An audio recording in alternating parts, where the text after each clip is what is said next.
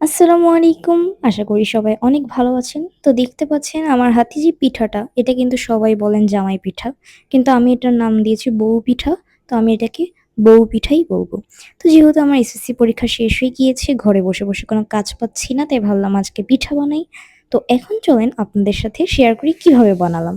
১ম এ নিয়ে নিলাম ১ কাপ আটা। আটা কিন্তু অবশ্যই লাগবে, নাহলে খাবেন চাটা। তারপরে নিয়ে নিলাম 1/2 কাপ চালের গুঁড়ি।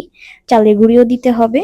এবার আমি নিয়ে নিলাম 1/4 কাপ চিনি, একটু কম নিয়েছি, চিনিটা স্বাদ মতো দিবেন। তারপরে নিলাম 1/3 কাপ গুঁড়া দুধ, তারপরে একটু কম নিছি, পুরোপুরি নিইনি। তারপরে দিবেন স্বাদ মতো লবণ। অনেকে বেশি খান, অনেকে কম খান, স্বাদ মতো দিবেন। এইবার এই ডিমটা কিন্তু আপনাকে ধার করে নিয়ে আসতে হবে।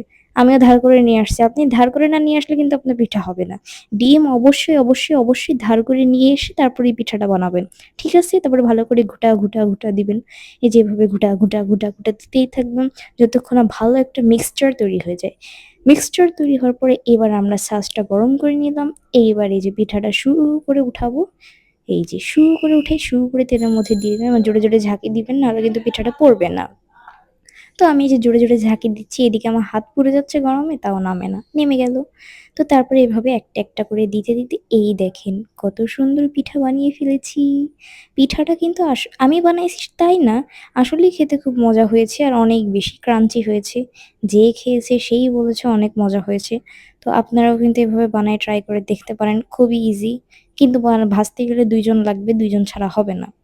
তো এই যে দেখেন আমার পিঠা বানানো হয়ে গেছে, আর কিছুই লাগে না। এইবার পিঠা বানানোর পিছনে ইতিহাসটা দেখেন। ১ম এ একটা দেই এরকম পুইড়ে যায় এই অবস্থা। আর শেষে যখন ছাঁচে আটে না তখন এই অবস্থা। পাকান পিঠার মতো বানিয়ে ফেলেছিলাম সব। এই দেখেন উল্টা-পাল্টা মানে যেভাবে পারছি সেভাবে গোল, গোল করে দিয়েছি। আর এরকম একটা লেগ পিস তো কোনটা উইংস মনে হয় একই বললাম। যাই হোক একেক রকম হয়েছে। আর সবচেয়ে মজার পার্ট এইটা। আপনারা একটু কমেন্ট করে বলবেন তো এগুলো কিসের মতো দেখা যাচ্ছে? যাই হোক, তো সবাই ভালো থাকবেন। আসসালামু আলাইকুম।